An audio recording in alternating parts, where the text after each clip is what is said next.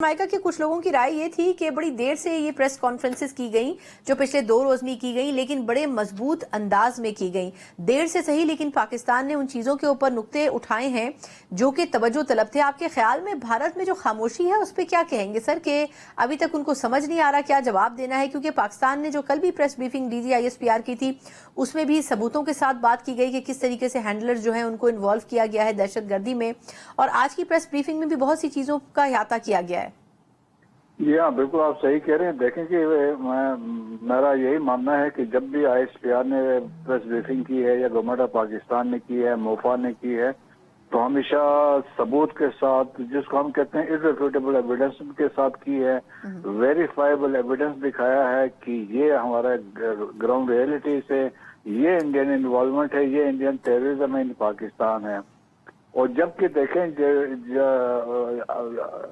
India की बात आती है और पहलगाम वाला जो वाकया हुआ है, और देखें कि ये जिस तरीके से हुआ, 5 मिनट के बाद 10 मिनट के बाद तो FIR हो गई और उन्होंने फिर पाकिस्तान की तरफ इशारा भी कर दिया, और 5 मिनट के अंदर अंदर जो रॉ एफिलिएटेड अकाउंट से उन्हें खबर चलाई, आधे घंटे में इंटायर सोशल मीडिया और मेन स्ट्रीम मीडिया इस पे बातचीत करने लग गए थे।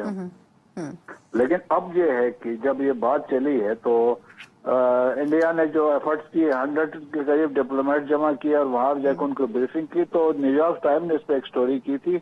तो न्यूयॉर्क टाइम को एक डिप्लोमेट ने बताया कि ही रेज द क्वेश्चन कि क्या आप न्यूक्लियर आर्म स्टेट जो आपका नेबर है उसके साथ जंग करने जाएंगे, इस बुनियाद पे कि एक पुराना पैटर्न है, पास का पैटर्न ऐसा रहा है, तो यकीनन इसमें पाकिस्तान इन्वॉल्व है। जबकि पास का पैटर्न हम डिस्कस कर सकते हैं कि तमाम में पाकिस्तान तो सारे फॉल्स फ्लैग ऑपरेशन थे। और फिर देखें कि न्यूयॉर्क टाइम्स ने एक और आर्टिकल जो अब रिसेंटली लिखा, उसमें उन्होंने लिखा कि भाई आप एविडेंस लेके आए और उसमें साबित करके पाकिस्तान इन्वॉल्व है। अब देखें जब न्यूयॉर्क टाइम्स में आर्टिकल छपते हैं तो एडिटोरियल की क्लियरेंस होती है, तब जाके ये आर्टिकल छपते हैं जो किसी एविडेंस के साथ होते हैं। सिमिलरली कल इकोनॉमिस्ट ने भी एक एडिटोरियल लिखा, उसमें उन्होंने एविडेंस की बात की कि ये साबित करें कि इसमें पाकिस्तान इन्वॉल्व है और बाकी भी है। तो फिर देखें इंटरनेशनल कम्युनिटी को, आप देख लें इंटरनेशनल डिग्निटरीज को देखें, चाइनीज ने पाकिस्तान को सपोर्ट किया है, जो हम कह रहे हैं कि एक आप न्यूट्रल क्रेडिबल इन्वेस्टिगेशन करवाए इंटरनेशनल कम्युनिटी से, तो वी विल फैसिलिटेट। रशिया ने भी सपोर्ट किया, इवन अमेरिकन ने इंडिया का सपोर्ट नहीं किया, जो चाहते थे कि अमेरिकन सपोर्ट करें, तो उसमें भी वो डिफेंसिव पे चले गए। और पाकिस्तान जिस तरीके से लगातार सबूत के साथ आ रहे हैं, कल जिस तरह एक हमने दिखाया, जिस तरह इंडियन जो टेररिज्म है अब्दुल मजीद का वाकया था, इससे पहले भी हमने देखे कई वाकयात बताए हैं। लाहौर में जॉन टाउन में ब्लास्ट हुआ था। मसूद साहब, मुझे एक सवाल की इजाजत है। मुझे ये बताएं कि आपके ख्याल में पाकिस्तान ने तो बहुत इंपॉर्टेंट चीजों की तरफ इशारा किया है, लेकिन ये भारत को बैठे बिठाए क्या हुआ? आपको खुद भी अंदाजा है, भारत ने 10 मिनट के अंदर पाकिस्तान पर इल्जाम लगा दिया। इंटरनेशनल कम्युनिटी को जो ब्रीफिंग दी गई सभी सफीरों को दिल्ली के अंदर, तो उन्होंने भी बाहर आकर पाकिस्तान के खिलाफ कोई बात नहीं की, उन्होंने सिर्फ वाकये पे अफसोस का इजहार किया। तो आपके ख्याल में इस मर्तबा क्या भारत जो प्रोपेगेंडा कर रहा है उस प्रोपेगेंडे के असर में नहीं आ रही इंटरनेशनल कम्युनिटी, जो मीडिया उनका जहर उगल रहा है, आपके ख्याल में वो असर नहीं कर रहा? बिल्कुल नहीं कर रहा है। देखें कि वार हिस्टीरिया जो क्रिएट की है, फिर मीडिया हिस्टीरिया भी था, वो भी है। क्योंकि आप पुलवामा देखें, पुलवामा भी was a false flag operation, लेकिन स्टिल इंटरनेशनल कम्युनिटी ने इंडिया का साइड लिया था। लेकिन इसमें तो 1% भी इनको सपोर्ट नहीं कर रहे हैं।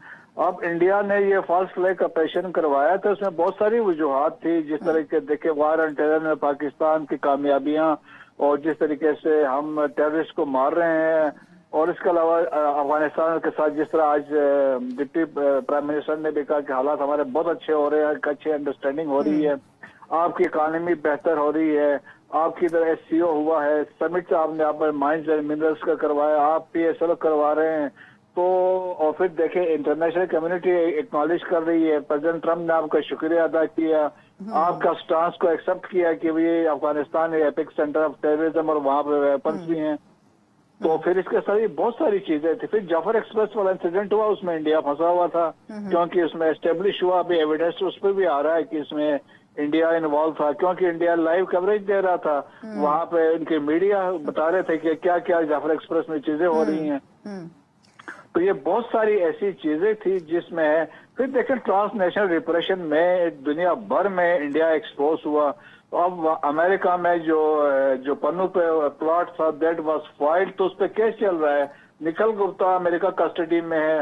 दे आर लुकिंग फॉर विकास यादव जो रॉक ऑपरेटर है वो अभी इंडिया में है, तो उसको एक्स्ट्राडाइट करने की कोशिश में लगे हुए हैं।